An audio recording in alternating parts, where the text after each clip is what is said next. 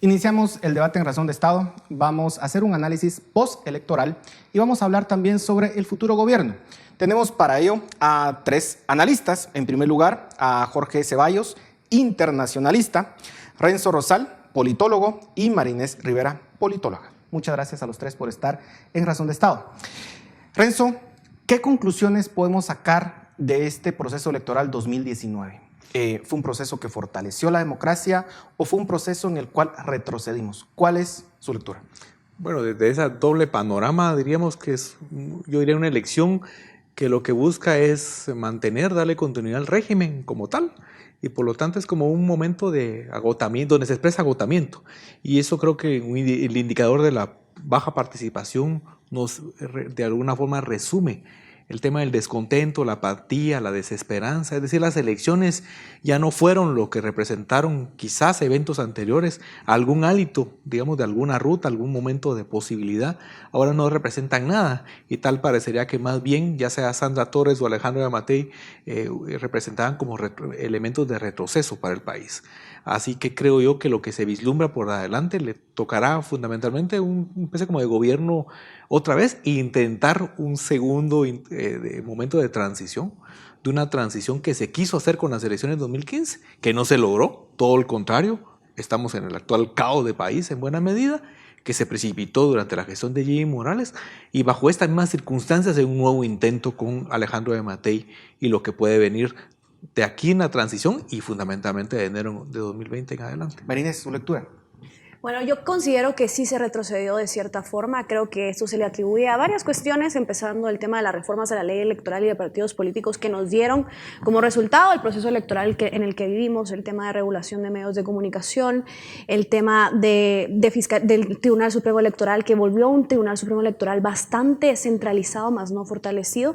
Entonces vimos unos resultados de un caos electoral para mí realmente. Creo que estas reformas de cierta forma apuntaban a favorecer al Partido Unidad Nacional de la Esperanza. Recordemos que fueron reformas promovidas en su momento por Mario Taracena, en mi opinión, y que al final del día pues terminaron favoreciendo por factores externos a Alejandro Yamatei. Sin duda alguna, como bien lo decía mi compañero, el abstencionismo refleja sin duda que los ciudadanos estamos descontentos con lo que tenemos, estamos descontentos con la clase política, y de aquí en adelante pues a Alejandro Yamatei se le viene un reto, porque el tema es que tienes unos votos relacionados con un tema bastante alto de abstencionismo, y también tienes votos nulos, votos en blanco. Entonces tienes también que preguntarte con qué tanta legitimidad cuenta el gobierno de Yamatei para gobernar los próximos 4 años.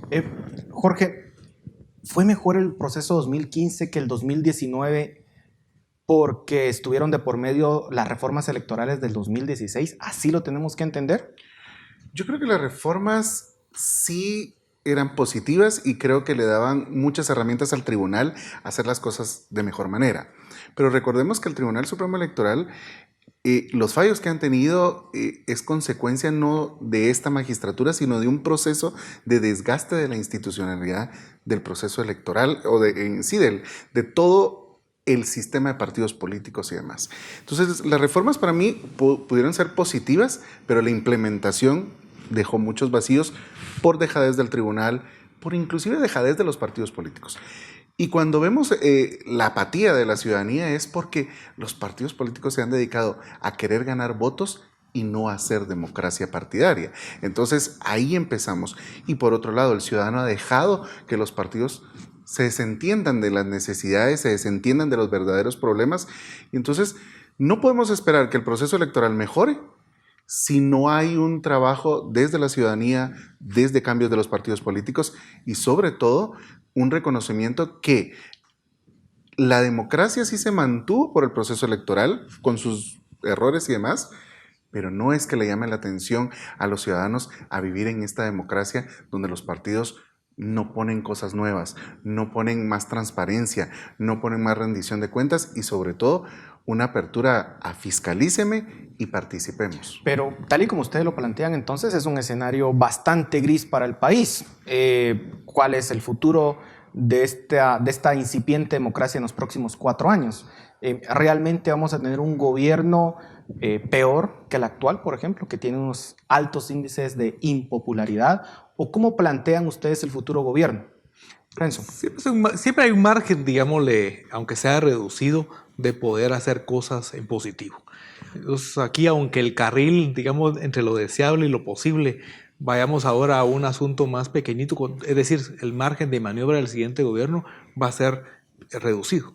Pero si eso lo utiliza en términos estratégicos, que pueda, por ejemplo, posicionarse el tema de la estabilidad de la política, de la estabilidad social, de la estabilidad política. No estoy hablando necesariamente de pensar en grandes transformaciones, de eso hay que olvidarse, creo yo, pero al menos nivelar y dejar el momento de crisis de larga duración que hemos tenido desde 2015, me parece que sería un punto importantísimo. ¿Nos tenemos que olvidar de las reformas entonces, Marinés? No, desde mi punto de vista, no. Ahorita lo que hay que apelar es a reformas en temas de reforma a la ley electoral, que considero que también reformas al tema de ley de servicio civil, que también se ha hablado mucho del tema de meritocracia dentro de las instituciones.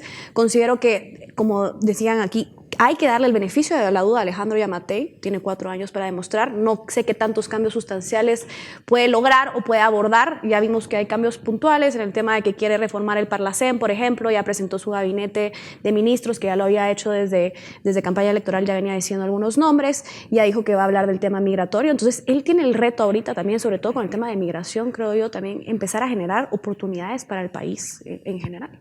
Jorge, ¿qué reformas? ¿Hay realmente un margen de maniobra para impulsar una agenda de reformas o no?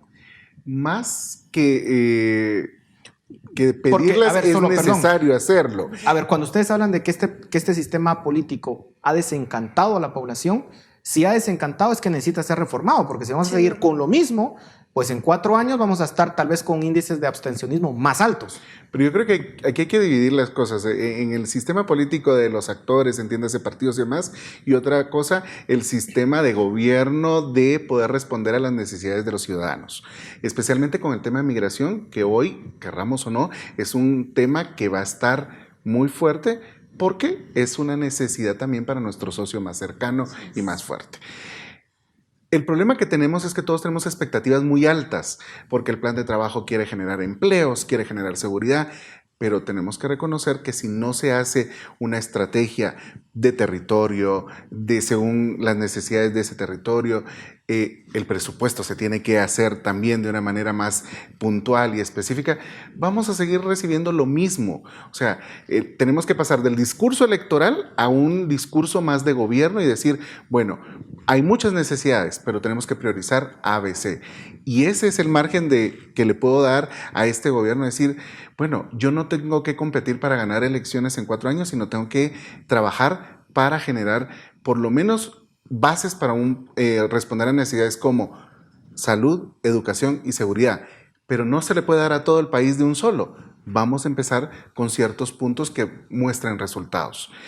La capacidad que tenga el presidente electo Yamatei de unir a los sectores, que eso no ha hecho este gobierno, va a ser el primer paso para mostrar que quiere avanzar en una agenda mínima. Renzo, ¿de verdad solamente se tiene que dedicar a administrar o tiene que aspirar a algo más?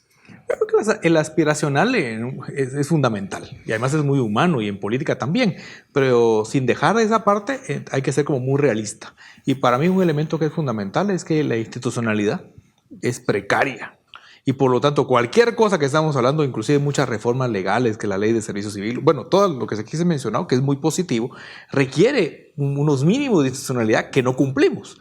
Entonces, guste o no, tiene que dedicar tiempo, esfuerzo, recursos a una reconstrucción de esos mínimos del aparato de gobierno, de la administración pública. De lo contrario, pues nos vamos a quedar volando, digamos, en muchas iniciativas. A ver, déjenme cuestionar esto, digamos, hoy estamos como estamos, con ese nivel de precariedad, porque precisamente tenemos un sistema que no ha funcionado. Tenemos un sistema político clientelar, que tiene programas que obviamente compran votos, que lo que hacen es jugar política sucia. Digamos, tenemos un sistema perverso.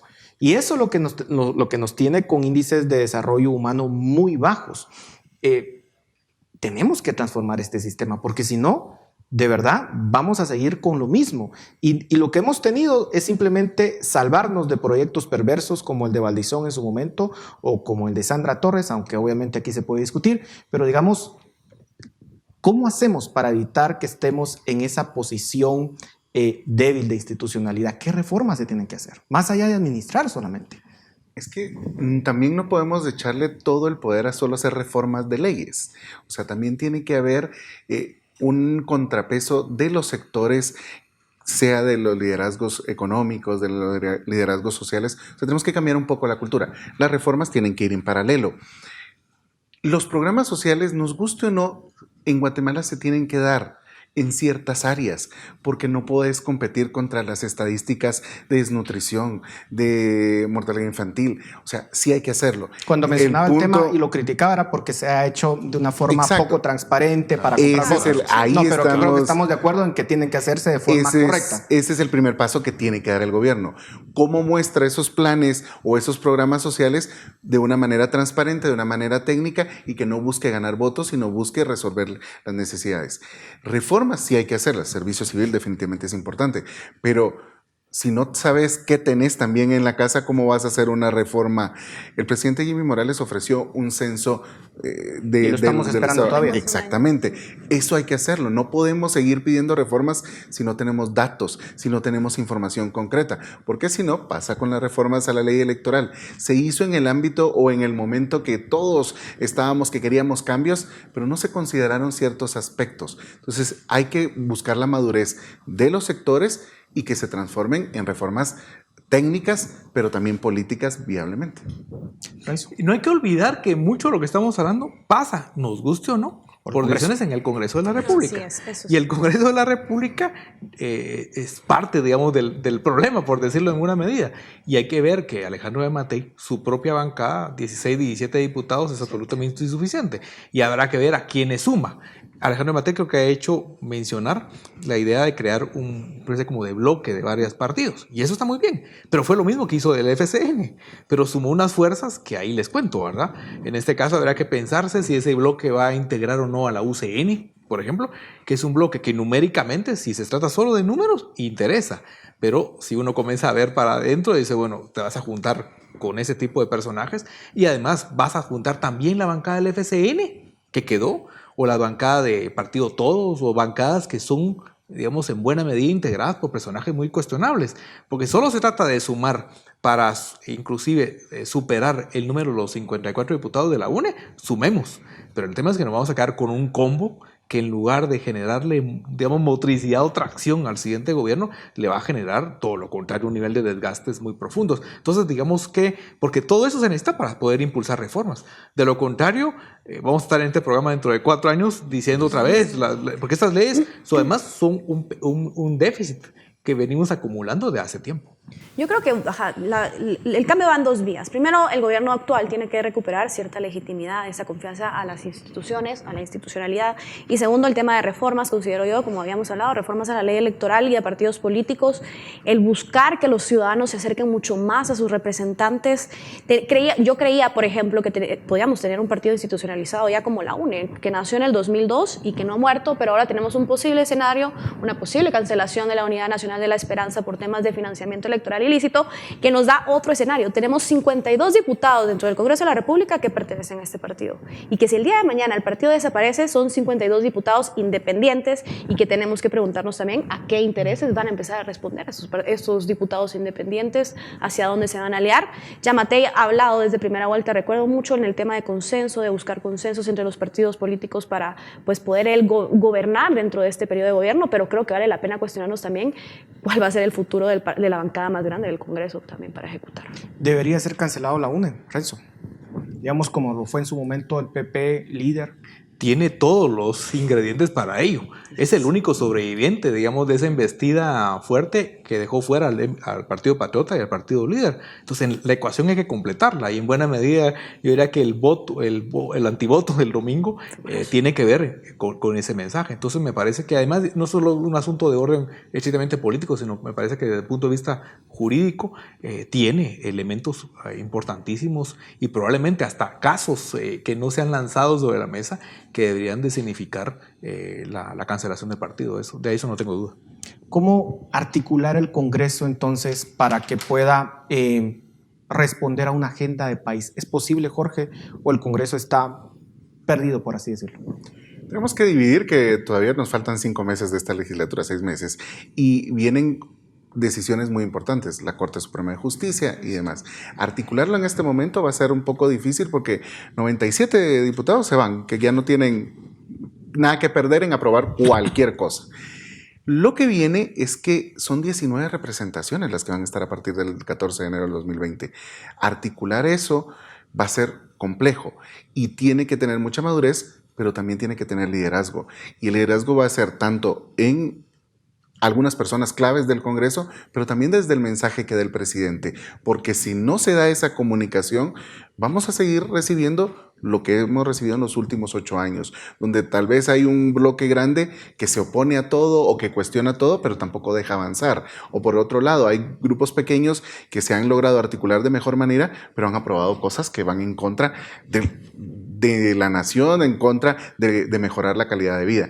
Entonces es importante buscar líderes en la nueva legislatura, pero también el mensaje desde el presidente. ¿Cuál deberían, según ustedes, en 30 segundos que nos quedan, ser el error que debe evitar Alejandro Yamatei? María Inés. Yo creo que ahorita el error que tiene que ser lo más transparente posible. Creo que tiene que buscar buenas líneas de comunicación. Hemos visto cómo el presidente Morales ha fallado en su tema de gobernar porque no ha sido transparente y claro en diferentes cuestiones que ha llevado a cabo. Por ejemplo, el tema del acuerdo migratorio, el tema de la compra de los aviones, todo por esta falta de transparencia, esta falta de comunicación. Creo que el nuevo presidente tiene que tener un reto de llevar una buena comunicación con el pueblo de Guatemala y ser lo más transparente. Yo creo que moderación, cuidado muchísimo con sus propios problemas, digamos, de personalidad que pueda sonar como un líder autoritario, hay que tener cuidado con eso. Y lo otro es no darle en ningún momento apetencia a los extremos, ni a la extrema derecha, digamos, ni a la extrema izquierda, sino ubicarse en un asunto, en una actitud mucho más dialogante. Jorge. Sumado a esos dos, algo importante, trabajar con la realidad del país, o sea, no ofrecer más de lo que pueda dar por querer apagar fuegos con ciertos sectores, pactos colectivos, negociaciones fuera de la claridad con el mismo Congreso, especialmente que ahorita puede ser que no esté en sus manos la negociación de este presupuesto, pero el del próximo año. Entonces, comunicación, transparencia y moderación. Bueno, muchas gracias por sus comentarios. Hasta aquí el debate de esta noche. Nos vemos la próxima semana.